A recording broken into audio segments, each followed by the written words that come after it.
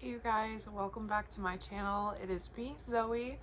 I am here with another video for my Ehlers-Danlos video series. Today is a bit of a shorter video. This is going to be explaining the difference between hypermobility spectrum disorder and hypermobile Ehlers-Danlos syndrome. Basically, the biggest difference between the two is going to be a stricter criteria when it comes to diagnosing any type of Ehlers-Danlos syndrome. Over the last couple years, the diagnosis criteria has changed a lot in the Ehlers-Danlos community. So with that, it becomes a little bit harder to get your diagnosis, which is okay. It does make things a little more difficult, but don't stress yourself out too much about that.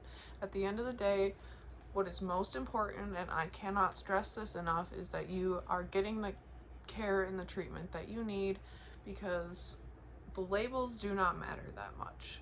Whether you have HSD, the hypermobility spectrum disorder, or if you have hEDS, hypermobility Ehlers-Danlos syndrome, your treatment is going to be very similar.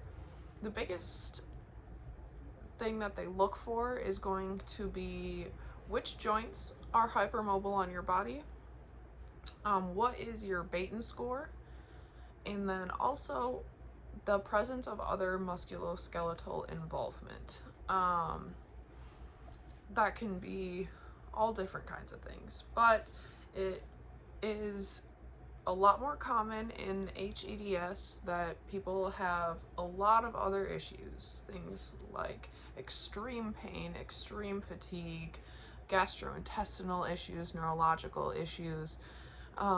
That's not so much seen in hypermobility spectrum disorder. That is going to be something that pretty much is, if most of your issues all revolve around your joints and your bones, you're probably going to fall in your hypermobility spectrum disorder side. But again, the labels are really not as important. Because EDS has so little research, and same with HSD, it is extremely hard to find proper treatment, and there isn't necessarily a this is how you treat it, this is what you should do, here's the steps to get better for either one, especially because it's such a broad spectrum from person to person, from how affected they are. It's very hard to have a uniform treatment for every single person. So because of that, it's not going to change your overall medical care greatly. Will it have some difference? Absolutely. But if you can't get that, if you are really stuck in the middle and you just don't know, unfortunately, there's not a genetic marker yet to check for hypermobile Ehlers-Danlos. It still unfortunately remains the only subtype without a confirmed genetic cause. So as for what that means, that is still up for debate, but I am no scientist, so I will leave that to the EDS Society to figure that out. Another little thing on that,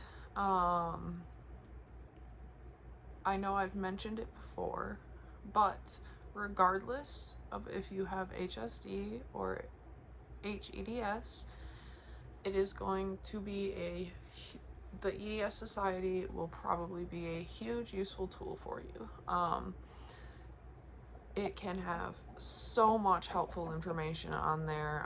There's always different types of stories, different research things posted on there. I have found some of my best tips from the Ehlers-Danlos Society and also from Facebook groups from about EDS. So regardless of if you have HSD or EDS, take a look at both of those things. It will probably help you out a bit. But I knew that this was going to be something that kind of came up at some point, so I wanted to kind of let you guys know the difference between the two. There's, again, I know I've said it a couple times already, but do not stress yourself over the labels that you are given. as long as you are getting the medical care that you need, that is all that matters. So focus on your treatment, focus on feeling the best that you can, and eventually you will get the diagnosis that you need. As always, if you guys have any questions, feel free to comment, let me know. Hit that subscribe button if you would like to learn more, and if not, I will see you guys later. Have a lovely day. Bye.